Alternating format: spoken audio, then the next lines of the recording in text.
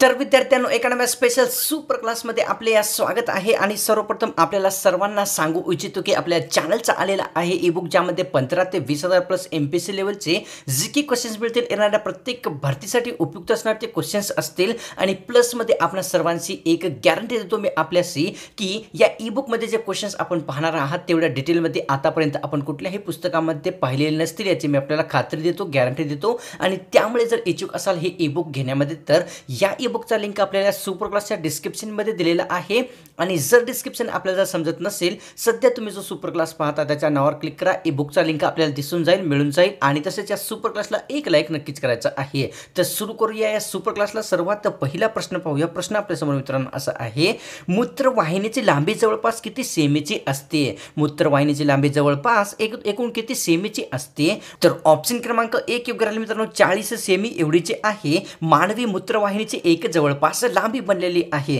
पुढचा प्रश्न, लोकपाल पदाचा कार्यकाल एकूण किती वर्षाचा असतो ते सांगायचं आहे मित्रांनो। लोकपाल पदाचा कार्यकाल हा एकूण किती वर्षाचा असतो?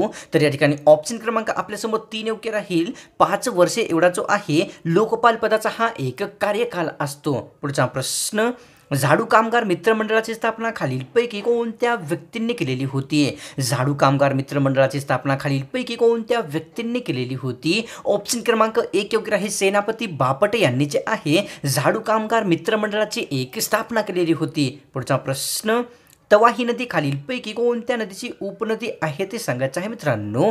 तवाही नदी खालीलपैकी कोणत्या नदीची उपनदी आहे? ऑप्शन क्रमांक आपल्या समोर 1 योग्य राहील, तवाही जी नदी आहे प्रसिद्ध असलेल्या नर्मदा नदीची एक प्रसिद्ध उपनदी बनलेली आहे। पुढचा प्रश्न, 1832 मध्ये खालीलपैकी कोणते वृत्तपत्र सुरू झालेले होते ते सांगायचं आहे मित्रांनो। 1832 मध्ये खालीलपैकी कोणते वृत्तपत्र सुरू झालेले होते? ऑप्शन क्रमांक 2 योग्य राहील, दर्पण हे जे वृत्तपत्र आहे 1832 मध्ये एक सुरू करण्यात आलेले होते। पुढचा प्रश्न, संघराज्य अधिकार समितीचे अध्यक्ष खालीलपैकी कोणती व्यक्ती होते? संघराज्य अधिकार समितीचे अध्यक्ष खालीलपैकी कोणती एक व्यक्ती होते? ऑप्शन क्रमांक 2 योग्य राहील, पंडित नेहरू ही जी व्यक्ती आहे संघराज्य अधिकार समितीचे अध्यक्ष असणारी एक व्यक्ती बनलेले होते। पुढचा प्रश्न, या ठिकाणी आगाशिव डोंगर येथील लेण्या खालीलपैकी कोणाच्या आहेत ते सांगायचं आहे मित्रांनो।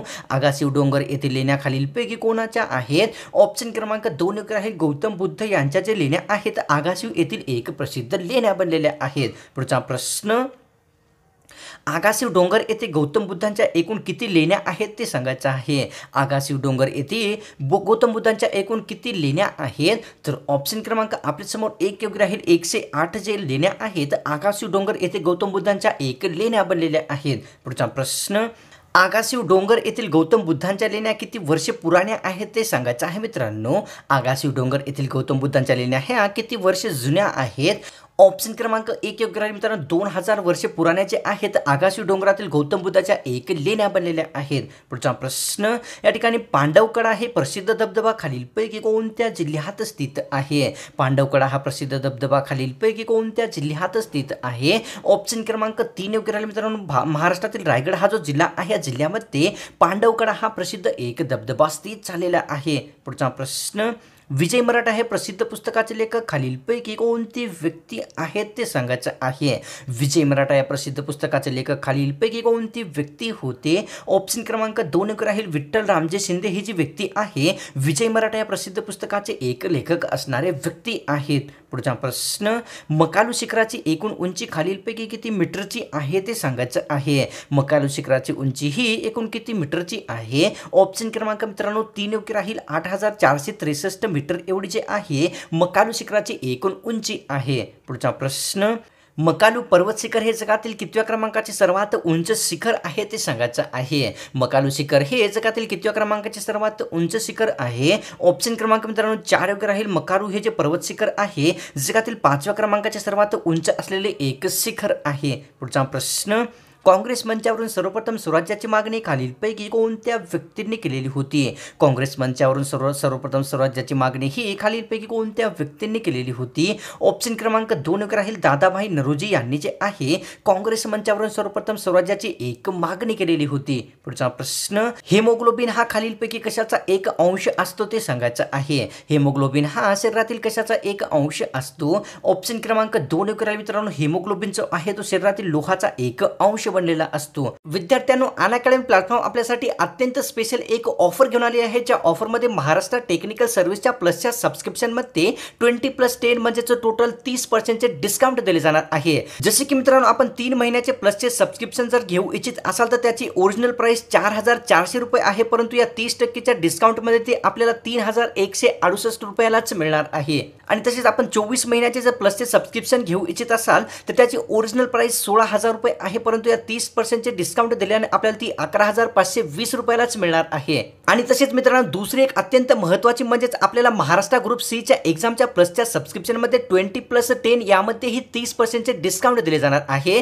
जसे की आपण 3 महिन्याचे प्लसचे सबस्क्रिप्शन घेऊ इच्छित असाल तर याची ओरिजिनल प्राइस 4400 रुपये आहे, परंतु या 30% डिस्काउंटमध्ये आपल्याला ते 3168 रुपयालाच मिळणार आहे। आणि 24 महिन्याचे जर आपण प्लसचे सबस्क्रिप्शन घेऊ इच्छित असाल तर त्याची ओरिजिनल प्राइस 16,000 रुपये आहे, परंतु या 30% डिस्काउंटमध्ये तेच आपल्याला 11,520 रुपयालाच मिळणार आहे। आणि मित्रांनो, आपल्याला कुठलेही प्लसचे सबस्क्रिप्शन घ्यायचे असेल तर आपल्याला एक्झाम GK10 हा कोड जरूर यूज करायचा आहे, ज्यामध्ये आपल्याला डिस्काउंट त्वरित दिले जाणार आहे। आणि या सर्व ऑफरचा जो लिंक आहे मित्रांनो, या सुपर क्लासच्या डिस्क्रिप्शन मध्ये आपल्याला दिलेला आहे। आपण इच्छुक असाल तर आपल्याला प्लसचे सबस्क्रिप्शन नक्कीच घ्यायचं आहे। पुढचा प्रश्न, विधान परिषदेमध्ये किमान किती सदस्य असणे आवश्यक असते ते सांगायचं आहे मित्रांनो। विधान परिषदेमध्ये किमान किती सदस्य असणे आवश्यक असते? ऑप्शन क्रमांक 2 राहील मित्रांनो, विधान परिषदेमध्ये किमान 40 सदस्य असणे हे अत्यंत आवश्यक असते। पुढचा प्रश्न, कायद्यानुसार पंचायत समितीच्या एका वर्षातून किती बैठका घेणे हे आवश्यक असते ते सांगायचं आहे मित्रांनो। कायद्यानुसार पंचायत समितीच्या एका वर्षामध्ये किती बैठका घेणे आवश्यक असते? ऑप्शन क्रमांक 1 योग्य राहील। कायद्यानुसार पंचायत समितीच्या एका वर्षामध्ये 6 बैठका घेणे हे एक बंधनकारक असते। पुढचा प्रश्न, दुधाची स्निग्धता कोणत्या ऋतूमध्ये सर्वात कमी असते? दुधाची स्निग्धता ही कोणत्या ऋतूमध्ये सर्वात कमी असते? ऑप्शन क्रमांक 1 योग्य राहील। दुधाची जी स्निग्धता असते ती मित्रांनो उन्हाळा या ऋतूमध्ये सर्वात कमी एक झालेली असते। पुढचा प्रश्न, जगातील सर्वात जास्त लोकसंख्या असलेले शहर खालीलपैकी कोणते आहे ते सांगायचं आहे। जगातील सर्वात जास्त लोकसंख्या असलेले शहर हे खालीलपैकी कोणते आहे? ऑप्शन क्रमांक 1 योग्य राहील। मोनॅको हे जे शहर आहे जगातील सर्वात जास्त लोकसंख्या असलेले एक शहर बनलेले आहे। पुढचा प्रश्न, भारतामध्ये 1000 लोकांमागे किती डॉक्टर्स आहेत ते सांगायचं आहे मित्रांनो। भारतामध्ये दर 1000 व्यक्तींमागे किती डॉक्टर्स आहेत ते सांगायचं आहे। ऑप्शन क्रमांक 2 योग्य राहील। भारतामध्ये दर 1000 लोकांमागे 0.08 एवढे लोक हे एक डॉक्टर्स आहेत। पुढचा प्रश्न, या ठिकाणी हुक्का पार्लर बंदी करणारे महाराष्ट्र हे भारतातील कितव्या क्रमांकाचे राज्य बनलेले आहे? हुक्का बंदी करणारे महाराष्ट्र हे भारतातील कितव्या क्रमांकाचे राज्य बनलेले आहे? ऑप्शन क्रमांक 3 योग्य राहील मित्रांनो। हुक्का पार्लर बंदी करणारे महाराष्ट्र भारतातील दुसऱ्या क्रमांकाचे एक राज्य बनलेले आहे। पुढचा प्रश्न, लोकसभेमध्ये अविश्वासाचा ठराव मांडण्यासाठी किती सदस्याची सहमती आवश्यक असते ते सांगायचं आहे मित्रांनो। लोकसभेमध्ये अविश्वासाचा ठराव मांडण्यासाठी किती सदस्याची सहमती असणे आवश्यक असते? ऑप्शन क्रमांक 1 योग्य राहील। लोकसभेमध्ये अविश्वासाचा ठराव मांडण्यासाठी किमान 50 सदस्याची सहमती अत्यंत आवश्यक बनलेली असते। पुढचा प्रश्न, उत्तर प्रदेश या राज्याने अलीकडेच कोणती समिती स्थापन केलेली आहे ते सांगायचं आहे। उत्तर प्रदेश या राज्याने अलीकडेच खालीलपैकी कोणती एक समिती स्थापन केलेली आहे? ऑप्शन क्रमांक 1 योग्य राहील। टीम 11 ही जी समिती आहे उत्तर प्रदेश राज्याने अलीकडेच एक स्थापन केलेली आहे। पुढचा प्रश्न, टीम 11 ही समिती खालीलपैकी कशाशी संबंधित आहे? टीम 11 ही समिती खालीलपैकी कशाशी संबंधित आहे? ऑप्शन क्रमांक 1 योग्य राहील। कोविड-19शी या ठिकाणी टीम 11 ही एक संबंधित समिती बनलेली आहे। तर पुढचा प्रश्न आपल्यासमोर पाहूया। राजाराम मोहन रॉय यांचा जन्म कोणत्या कुटुंबात झाला होता ते सांगायचं आहे मित्रांनो। राजाराम मोहन रॉय यांचा जन्म हा खालीलपैकी कोणत्या कुटुंबात झालेला आहे? ऑप्शन क्रमांक 3 योग्य राहील। हिंदू कुटुंबामध्ये जे आहे किंवा धर्मामध्ये जे आहे राजाराम मोहन रॉय यांचा एक जन्म झालेला होता। पुढचा प्रश्न, कोणत्या धर्मामध्ये सुधारणा करण्यासाठी राजाराम मोहन रॉय यांनी आत्मीय सभेची स्थापना केलेली होती? कोणत्या धर्मामध्ये सुधारणा करण्यासाठी राजाराम मोहन रॉय यांनी आत्मीय सभेची एक स्थापना केलेली होती? ऑप्शन क्रमांक 3 योग्य राहील। हिंदू धर्मामध्ये सुधारणा करण्यासाठी राजाराम मोहन रॉय यांनी आत्मीय सभेची एक स्थापना केलेली होती। पुढचा प्रश्न, राजाराम मोहन रॉय यांनी स्थापन केलेल्या ब्राह्मो समाजाचे पूर्वी नाव काय होते ते सांगायचं आहे मित्रांनो।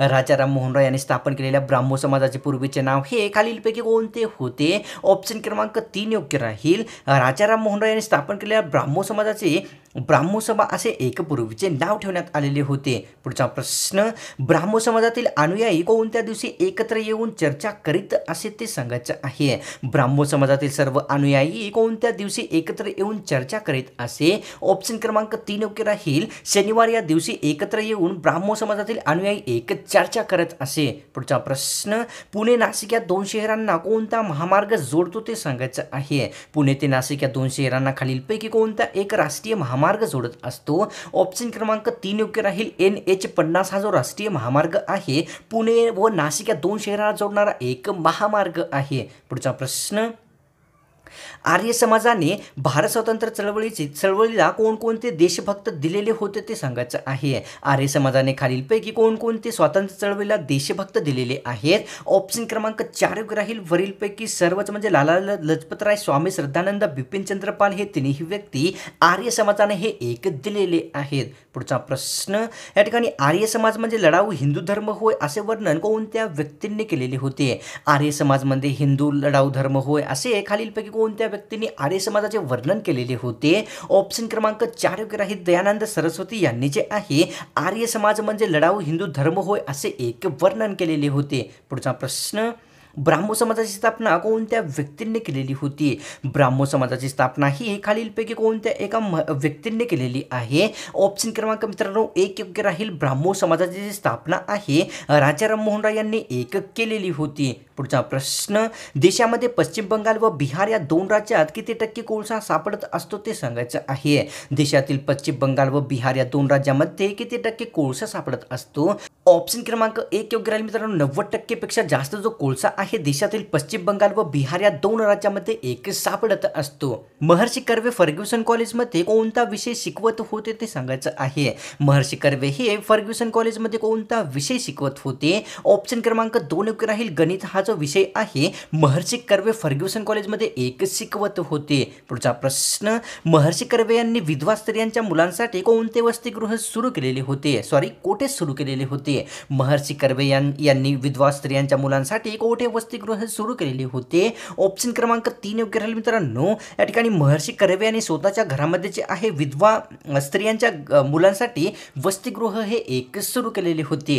पुढचा प्रश्न, महर्षी कर्वे यांनी पंडिता रमाबाई यांच्या कोणत्या संस्थेतील मुलीशी पुनर्विवाह केला होता ते सांगायचं आहे. महर्षी कर्वे यांनी पंडिता रमाबाई यांच्या कोणत्या संस्थेतील मुलीशी पुनर्विवाह केलेला होता. ऑप्शन क्रमांक 4 योग्य राहील. शारदा सदन या संस्थेतील मुलीशी जे आहे महर्षी कर्वे यांनी पुनर्विवाह हा एक केलेला होता. पुढचा प्रश्न, महर्षी कर्वे यांच्या दुसऱ्या पत्नी गोदूबाई कोणत्या नावाने ओळखल्या जाऊ लागल्या ते सांगायचं आहे मित्रांनो. महर्षी कर्वे यांच्या दुसऱ्या पत्नी गोदूबाई ह्या कोणत्या नावाने ओळखल्या जाऊ लागल्या. ऑप्शन क्रमांक 3 योग्य राहील. वरीलपैकी दोन्ही म्हणजेच आनंदी कर्वे तसेच बाया कर्वे या दोन्ही नावाने महर्षी कर्वे यांच्या दुसऱ्या पत्नी गोदूबाई ह्या एक ओळखल्या जाऊ लागल्या. पुढचा प्रश्न, भारतीय राज्यघटनेनुसार खालीलपैकी कोणती भाषा भारतीय भाषा नसलेली आहे ते सांगायचं आहे मित्रांनो. भारतीय राज्यघटनेनुसार खालीलपैकी कोणती एक भाषा भारतीय भाषा नाही. ऑप्शन क्रमांक आपल्यासमोर 4 योग्य राहील. इंग्लिश ही जी भाषा आहे भारतीय राज्यघटनेनुसार भारतीय भाषा नसलेली एक भाषा बनलेली आहे. पुढचा प्रश्न, राज्यघटनेच्या कोणत्या कलमानुसार इंग्लिश ही भाषा भारतीय नाही असे सांगण्यात आलेले आहे ते सांगायचं आहे. राज्यघटनेच्या कोणत्या परिशिष्टानुसार इंग्लिश भाषा ही भारतीय भाषा नाही असे सांगण्यात आलेले आहे. तर ऑप्शन क्रमांक 1 योग्य राहील मित्रांनो. परिशिष्ट 8व्या या परिशिष्टानुसार जे आहे इंग्लिश भाषा भारतीय भाषा नाही असे एक सांगण्यात आलेले आहे. पुढचा प्रश्न, पंडित नेहरू यांच्या पत्नीचे निधन हे खालीलपैकी कोणत्या कारणास्तव किंवा कोणत्या रोगामुळे झालेले होते ते सांगायचं आहे. पंडित नेहरू यांच्या पत्नीचे निधन हे कोणत्या रोगामुळे झालेले होते. ऑप्शन क्रमांक 1 योग्य राहील मित्रांनो. या ठिकाणी क्षयरोग या रोगामुळे जे आहे पंडित नेहरू यांच्या पत्नीचे हे एक निधन झालेले होते. पुढचा प्रश्न, काँग्रेसच्या कोणत्या अधिवेशनामध्ये पंडित नेहरू यांची भेट गांधीजींची झाली होती ते सांगायचं आहे. काँग्रेसच्या कोणत्या अधिवेशनामध्ये पंडित नेहरू यांची सर्वात पहिली भेट ही गांधीजींशी झालेली होती. ऑप्शन क्रमांक 1 योग्य राहील. काँग्रेसच्या लखनौ येथील भरलेल्या अधिवेशनामध्ये सर्वप्रथम या ठिकाणी पंडित नेहरू यांची गांधीजींशी एक भेट झालेली होती. तर विद्यार्थ्यांनो, आजची ही स्पेशल सुपर क्लास आपल्याला कशी वाटली इकडे तर ही नक्कीच गॅरंटी आहे की आपल्याला सुपर क्लास आवडलेलीच आहे आणि त्यामुळे या सुपर क्लासला सोडण्याच्या पूर्वी एक लाईक नक्कीच करायचा आहे. तसेच तुम्ही जर चॅनलवर नवीन असाल तर सबस्क्राईब लगेच करून घ्यायचं आहे. अशाच प्रकारची स्पेशल सुपर क्लास पुढे ही एकदम फ्रीमध्ये पाहण्यासाठी. तर मिळतोय का स्पेशल आणि फ्रेश सुपर क्लासमध्ये.